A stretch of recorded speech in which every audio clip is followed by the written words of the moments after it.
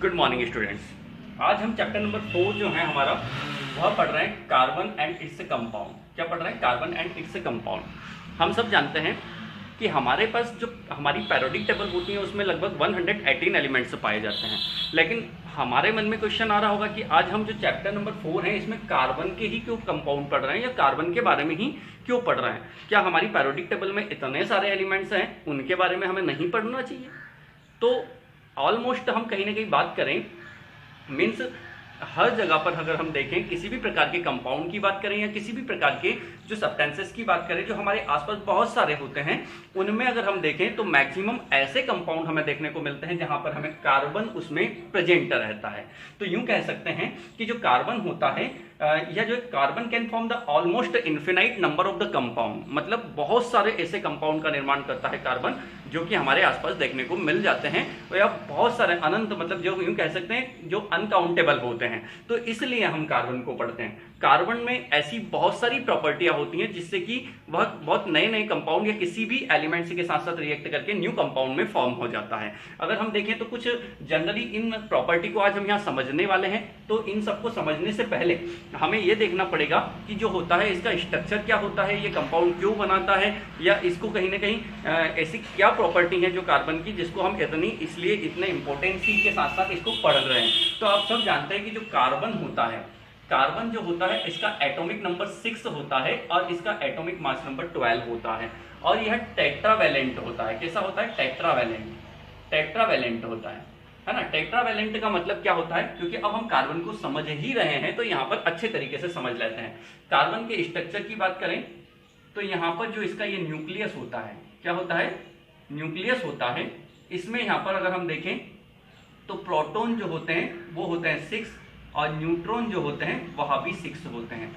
अब इसका जो स्ट्रक्चर देखें तो यहाँ पर इसमें जो है फर्स्ट सेल जो होती है इसमें 2 इलेक्ट्रॉन पाए जाते हैं, जैसा कि आपको मैंने बताया है प्रीवियस क्लासेस में 9th में हम बहुत अच्छे तरीके से ये चीजें समझ चुके हैं। और जो सेकंड सेल इसकी आउटर मोस्ट सेल होती है इसमें हमारे पास 4 इलेक्ट्रॉन्स होते हैं। क्या होते हैं? 4 इलेक्ट्रॉन होते हैं। यानी कि आउटर मोस्ट सेल में 4 इलेक्ट्रॉन पाए जाते हैं, तो वैलेंसी भी इसकी क्या हो जाती है? वैलेंसी भी इसकी 4 हो जाती है। क्या हो जाती है? वैलेंसी 4 हो जाती है। इसका कॉन्फ़िगरेशन अगर हम देखें तो इसका कॉन्फ़िगरेशन जो होता है वो क्या हो जाता है? कॉन्फ़िगरेशन हो जाता है 2 और 4, यानी कि फर्स्ट सेल में हमारे पास 2 इलेक्ट्रॉन होते हैं, सेकंड सेल में हमारे पास 4 इलेक्ट्रॉन होते हैं। जब 4 इलेक्ट्रॉन इसकी आउटर मोस्ट सेल में होते हैं तो वैलेंसी भी 4 होती है, और वैलेंसी 4 होती है तो इसको बोला जाता है tetravalent. Tetravalent means tetra means होता है 4 और वैलेंसी हो गई 4, यानी कि 4 वैलेंसी वाला जो स्ट्रक्चर वाला जो हमारा कहीं ना कहीं एलिमेंट्स है वो टेट्रावैलेंट कहलाता है।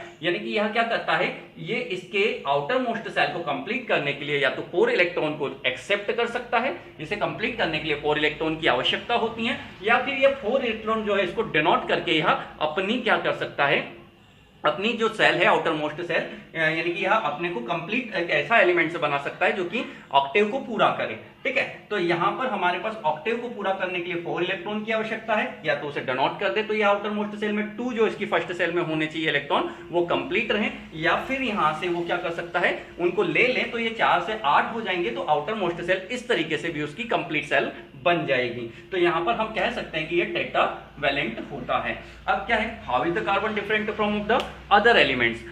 जो हमारे इतने 118 एलिमेंट्स जो हमारी पैरियोडिक टेबल में पाए जाते हैं उसमें कार्बन सबसे कहीं ना कहीं डिफरेंट एलिमेंट्स क्यों हैं, या इतने कंपाउंड क्यों बनाता है, या इसका आज हम जो ये चैप्टर पढ़ रहे हैं तो ये क्यों पढ़ रहे हैं? मींस कार्बन का ही क्यों पढ़ रहे हैं, किसी दूसरे एलिमेंट्स का नहीं हो सकता था? ऑक्सीजन का क्यों नहीं है? हीलियम का क्यों नहीं है? हाइड्रोजन का क्यों नहीं है? क्या ये कंपाउंड नहीं बनाते या स्पेशल एलिमेंट्स नहीं होते?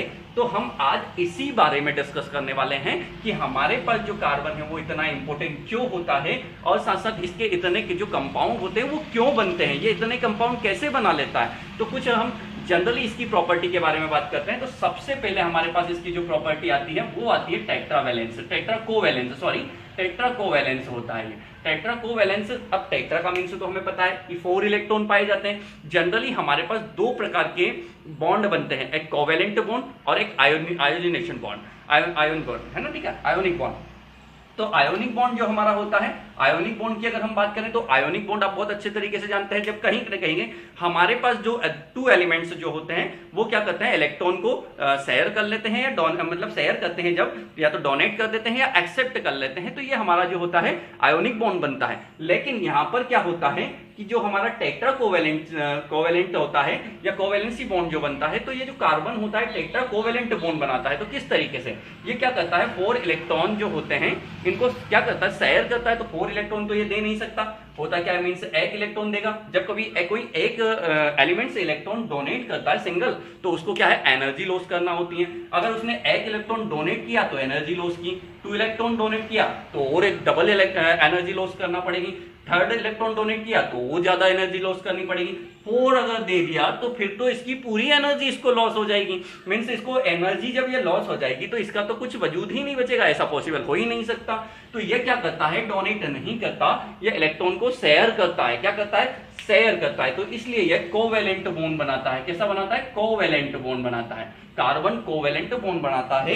इस वजह से इसके साथ साथ ये एक special property, means covalent bond और भी बनाते हैं, लेकिन कार्बन बनाता है। और ये बहुत ज्यादा एलिमेंट्स के साथ साथ बहुत सारे ऐसे एलिमेंट्स प्रेजेंट होते हैं हमारे इसके जो पेरियोडिक टेबल में, जिसके साथ साथ ये कोवेलेंट बॉन्ड बनाता है। मतलब मैक्सिमम अमाउंट में ऐसे एलिमेंट्स पाए जाते हैं जिससे के साथ साथ कार्बन क्या करता है, कोवेलेंट बॉन्ड बनाता है। तो इस कारण से इसकी एक प्रॉपर्टी होती है जो कि अधिकतर मींस इसको कंपाउंड में देखा जा सकता है। फिर नेक्स्ट प्रॉपर्टी हमारी आती है कैटेनेशन। कैटेनेशन का मतलब ये होता है कि कार्बन जो होता है या इसी के तरीके के जो एलिमेंट्स होते हैं उनके साथ साथ चैन रिएक्शन बना लेता है। कैसा बना लेता है, कैटेनेशन में देखिएगा सी सी सी इस तरीके से, और यह इस तरीके की चैन रिएक्शन बनाने के साथ साथ ये ब्रांचेज भी, इस तरीके की ब्रांच भी बना लेता है। तो यह हर तरीके से या रिंग भी बना सकता है, या इस तरीके के बहुत सारे स्ट्रक्चर के साथ साथ ये क्या करता है, आपस में एक कहीं ना कहीं ऐसे कहीं ना कहीं कनेक्ट हो जाता है। तो ये जो कनेक्ट हो जाता है तो ये कैटेनेशन प्रॉपर्टी कहलाती हैं। ये अपने जैसे बहुत सारे एलिमेंट्स के साथ साथ, अपने जैसे बहुत सारे एलिमेंट्स के साथ साथ कहीं ना कहीं ऐसे लिंक भी बना लेता है, ब्रांच वाली भी, ब्रांच से भी कनेक्ट हो जाता है और रिंग के साथ साथ भी कनेक्ट हो जाता है, ऐसे यह कनेक्ट हो जाता है। तो ये आपस में इस गुण के कारण, इस कैरेक्टर के कारण या इस प्रॉपर्टी के कारण यह जो प्रॉपर्टी होती है इसकी कैटेनेशन कहलाती है। और इस कारण से भी कार्बन बहुत ही स्पेशल एलिमेंट्स होता है, जो कि इसके बहुत सारे इनफिनाइट नंबरों में जो हमें कंपाउंड मिलते हैं इस प्रॉपर्टी के कारण भी मिलते हैं। ठीक है, नेक्स्ट प्रॉपर्टी हमारे पास आती है पॉलीमराइजेशन। पॉलीमराइजेशन बहुत ही सिंपल चीज है। जैसे आपने देखा होगा, अगर हम देखें यहाँ पर जो होता है इथेन, इथीन का नाम आपने सुना होगा। जब अभी हमने क्या किया था, अपने जैसे एलिमेंट्स के साथ साथ ये क्या करता है, लिंक बनाता है। लेकिन यहाँ पर अपने कंपाउंड की लिंक ये बना सकता है। जो अपने कंपाउंड होते हैं, जैसे इथीन एक अपना कार्बन का एक कंपाउंड होता है। अब जब इथीन जब कार्बन का कंपाउंड होता है तो ऐसे बहुत सारे कंपाउंड इथीन इथीन मिलकर के क्या बना लेते हैं, पॉलीथीन बना लेते हैं। पोली का मतलब क्या है, बहुत ज्यादा मात्रा में जब कंपाउंड आपस में मिले। पोली पोली मतलब क्या होता है, आपने देखा होगा मोनो, है ना, मोनो सुना होगा, बायो सुना होगा। इस तरीके से मोनो मतलब सिंगल, बायो मतलब 2, ट्राई मतलब 3। लेकिन पोली मतलब जिसको क्या है 2 या 3 से भी ज्यादा जो होते हैं वो कंपाउंड जब आपस में बहुत ज्यादा अमाउंट में कंपाउंड आपस में मिलते हैं तो वो क्या करते हैं, पॉलीमराइजेशन कहलाते हैं। और इस तरीके से इथीन के जो कंपाउंड होते हैं वो जब लगातार बहुत ज्यादा संख्या में मिलते हैं तो वो पॉलीथीन में कन्वर्ट हो जाते हैं। किसमें, पॉलीथीन में कन्वर्ट हो जाते हैं। इसी प्रकार से एक ईस्टर होता है, ईस्टर कंपाउंड, कार्बन का एक ईस्टर कंपाउंड होता है। तो ये क्या हो जाता है, पॉलिस्टर बनाता है, पॉलिस्टर, पॉलिस्टर में कंप्लीट हो जाता है, ये पॉलिस्टर बनाता है।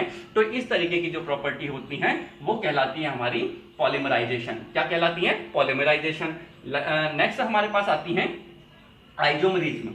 आइसोमरिज्म जो प्रॉपर्टी होती है वो क्या होती है, यहाँ पर जो होता है अगर देखें तो इसके जो कार्बन का जो कंपाउंड होता है उसका सेम मॉलिक्यूल फार्मूला होता है। मॉलिक्यूल फार्मूला तो सेम होता है लेकिन स्ट्रक्चर फार्मूला जो डिफरेंट होता है। तो इस तरीके की प्रॉपर्टी वाले आइसोमरिज्म कहलाते हैं। तो यहां भी कार्बन में एक प्रॉपर्टी होती है जो अलग अलग प्रकार के कंपाउंड बना सकते हैं। फॉर्मूला देखेंगे तो आपने देखा होगा C5H12, ये जो हमारा एक फॉर्मूला होता है कार्बन के, इसमें यहाँ पर कार्बन का ही ये कंपाउंड होता है। तो इसका स्ट्रक्चर जो अगर देखें, मैं इसको आपको इधर समझाने की कोशिश करता हूं, इधर मिटा देता हूं आपको। देखिएगा अगर हम देखें C C C C और एक ये C5C हो गया हमारे पास, इसको अगर H H H H H और H और H, इसके साथ H H H और H। इस तरीके से ये हमारे पास C6H12 हो जाता है। लेकिन हम इसको इस तरीके भी कह सकते हैं, जो सीधे हमारे C इधर हो सकता है और एक C इधर हो जाता है। तो ये H और यहाँ पर भी H, यहाँ पर भी H, यहाँ पर H, यहाँ पर H और यहाँ पर H और H H H हो जाएगा, H हो जाएगा, इधर भी H। अब देखिएगा इस तरीके से भी यहाँ पर जुड़ जाता है। देखिएगा 1 2 3 4 5 6 7 8 9 10 11 12, यानी कि इस तरीके का स्ट्रक्चर। अभी हमारे पास C6H12 था, ये C6H12 का इस तरीके का भी स्ट्रक्चर बना था और इधर इस तरीके का भी स्ट्रक्चर बना था। तो मीन्स इनके जो मॉलिक्यूल फॉर्मूला है हमारे पास C6H12 ही है। यहाँ पर भी C6H12 है, यहाँ पर भी हमारे पास C5H12 है। तो यहाँ कहीं ना कहीं C5H12 होने के बाद भी हमारे पास जो है स्ट्रक्चर इनका अलग अलग बनता है। तो यह जो प्रॉपर्टी कहलाती है हमारी आइसोमरिज्म कहलाती हैं। क्या कहलाती हैं? ये प्रॉपर्टी हमारी आइसोमरिज्म कहलाती हैं। तो ये कुछ एक प्रॉपर्टियां हमारे पास होती हैं, इनको हम डिटेल में भी पढ़ेंगे और इनके एग्जाम्पल के साथ साथ हम इसको डिस्कस करने वाले हैं। लेकिन जनरली आज हम कार्बन और जो इसके कंपाउंड हैं, ये कार्बन क्यों कहीं ना कहीं कंपाउंड बनाता है या कार्बन इतना स्पेशल एलिमेंट्स क्यों है, इसको डिस्कस करने के लिए आज हम ये कहीं ना कहीं बात कर रहे हैं। इसकी जो जनरल प्रॉपर्टी है उसके बारे में बात कर रहे हैं, उसके स्ट्रक्चर के बारे में बात कर रहे हैं। आई थिंक आपको समझ में आ रहा होगा। ये जो चैप्टर होता है इसके बारे में बहुत सारे लोग ऐसा कहते हैं कि बहुत डिफिकल्ट होता है, लेकिन अगर हम इसे सही तरीके से बेसिक चीजों को लेकर के अगर चलें और समझने की कोशिश करें, सिंपल सी चीजों को अगर हम समझ लें तो ये बहुत ही आसानी से हमें समझ में आ जाएगा। और मैं उम्मीद करता हूं कि आपको समझ में आ रहा होगा। तो ये जो इसकी प्रॉपर्टी है, जिसकी वजह से हमने ये जो प्रॉपर्टी डिस्कस की है, जिसकी वजह से कार्बन बहुत ही स्पेशल एलिमेंट्स है और कंपाउंड मैक्सिमम एलिमेंट्स के साथ साथ वह कंपाउंड में इन्वॉल्व हो जाता है और इसीलिए उसके कहीं ना कहीं infinite number of the compounds हमें देखने को मिलते हैं। तो उम्मीद करता हूं कि आपको समझ में आया होगा। आगे हम कल जो है नेक्स्ट वीडियो में कार्बन के जो कंपाउंड है उनके बारे में डिस्कस करेंगे और ये जो प्रॉपर्टी है इनको कहीं ना कहीं डिफाइन करते हुए कुछ एग्जाम्पल के साथ साथ भी हम इसके बारे में थोड़ा डिटेल में डिस्कस करेंगे। तो आज आपको समझ में आया होगा। आज के वीडियो में इतना ही काफी है। Thank you so much and take care, bye bye.